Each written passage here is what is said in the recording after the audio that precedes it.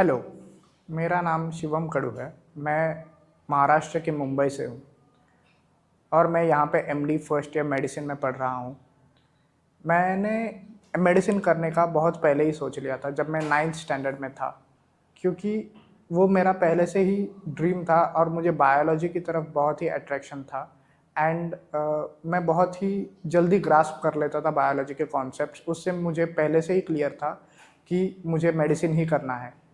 जबकि मेरे पूरे फैमिली में इंजीनियर्स की एक पूरी चेन है एंड मेरी फैमिली के बिजनेसेस भी है, बट स्टिल मुझे पहला डॉक्टर बनना था अपने फैमिली में, जो मुझे हर बार मोटिवेशन देता था कि yes you can do it, तू एमबीबीएस कर सकता है।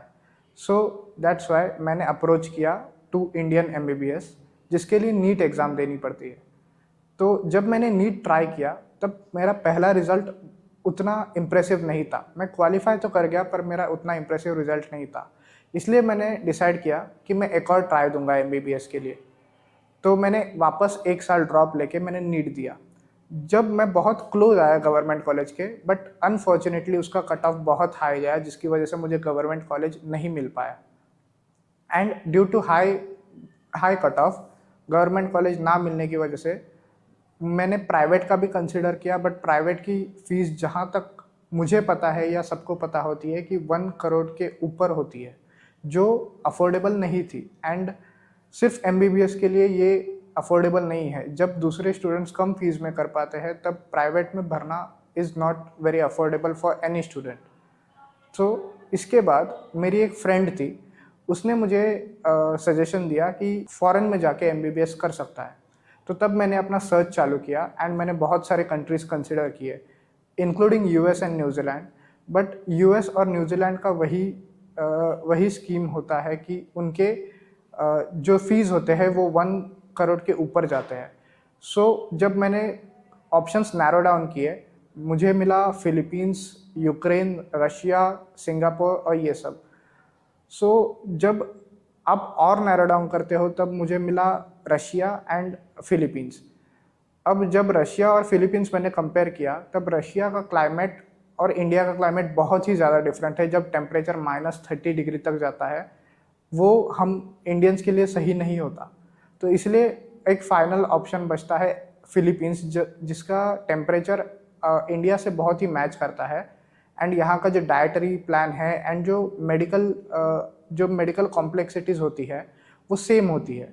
जब एंड मेडिकल कॉम्प्लेक्सिटीज़ कंपेयर करने का रीज़न होता है कि जब आप डॉक्टर बनते हैं एंड जब आप वापस इंडिया जाते हैं, तब आपको डायग्नोस करने में पेशेंट को ज़्यादा दिक्कत नहीं होती है। तो इसीलिए फ़िलीपींस एक बहुत ही अच्छा ऑप्शन मुझे लगा और फिर मैंने फ़िलीपींस की तरफ मैंने ढूंढना चालू किया। जब मैंने बहुत सारे कॉलेजेस कंसिडर किए, वहाँ यहाँ पे बहुत सारे कॉलेजेस है जहाँ पे इंडियन स्टूडेंट्स पढ़ते हैं, बट सेम है कि वो कॉलेजेस बहुत ही ज़्यादा हाई इंटेक लेते हैं स्टूडेंट्स के लिए एंड बाद में स्टूडेंट्स के एडमिशन के लिए बहुत ही ज़्यादा प्रॉब्लम्स क्रिएट करते हैं। इन सब में जब मैंने कॉलेजेस कंपेयर किए, तब मुझे पीएलटीसीआई कॉलेज मिला। एंड पीएलटीसीआई कॉलेज में एक लिमिटेड नंबर ऑफ स्टूडेंट्स होता है, जिससे क्वालिटी ऑफ एजुकेशन बढ़ जाती है। ऑल्सो यहाँ पे बैचेस में अनलाइक अदर कॉलेजेस, यहाँ पे फिलिपिनोज और इंडियंस साथ में मिलके पढ़ते हैं और यहाँ पे और भी कई कंट्रीज़ के स्टूडेंट्स आते हैं, जैसे Oman, Yemen and many more. So जब आप दूसरे स्टूडेंट्स के साथ पढ़ते हैं, आपको एक अलग उनका कल्चरल एस्पेक्ट मिलता है, आपको और भी चीज़ें सीखने मिलती है मेडिसिन के साथ। सो जब मैं यहाँ पे आया, तब मुझे मेरा बैच मिला जहाँ पे मुझे बहुत अच्छे क्लासमेट्स मिले।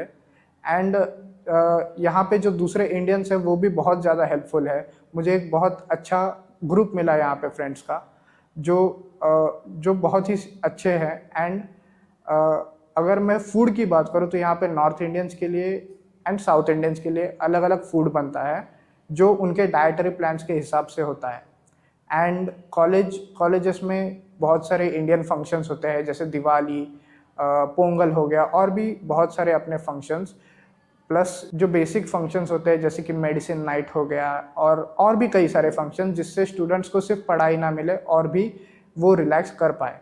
यहाँ के फैसिलिटीज़, रूम्स एयर कंडीशनड है एंड लाइब्रेरी है एक बहुत अच्छी, जहाँ पे स्टूडेंट्स जाके पढ़ सकते हैं। सिटी की बात करूँ तो ये सोलानो में है। सोलानो मेन सिटी से बहुत दूर है, जो मनीला यहाँ का कैपिटल है उससे दूर लाइफस्टाइल है यहाँ पे, जिससे यहाँ पे पीस बहुत ज़्यादा मेंटेन होता है। तो पीसफुलनेस की वजह से यहाँ पे दूसरे डिस्ट्रैक्शंस नहीं हैं। एंड ये जो शहर है वो थोड़ा सा एलिवेटेड है, जिसकी वजह से फ्लड्स एंड एवरीथिंग, इसके जो डेंजर है वो टल जाता है। एंड PLTCI की जो फीस की अगर मैं बात करूँ तो जब मैंने कंपेयर किया था तब वो बहुत ही ज़्यादा डिफरेंट था दूसरे कॉलेजेस से और PLTCI से, क्योंकि PLTCI की फ़ी कोई भी एक मिडिल क्लास फैमिली अफोर्ड कर सकती है, इंक्लूडिंग द हॉस्टल फ़ी। यहाँ के हॉस्टल्स, यहाँ पे इंडियंस के लिए डॉर्मेटरीज है जहाँ पे आप रह सकते हैं। यहाँ पे एंड डॉर्मेटरी में इंक्लूडेड आपका सब होता है, wifi, food and your room as well and your cleaning as well. So overall PLTCI एक बहुत ही अच्छा कॉलेज लगा अगर आप फिलीपींस आना चाहो तो। And do consider PLTCI। Thank you.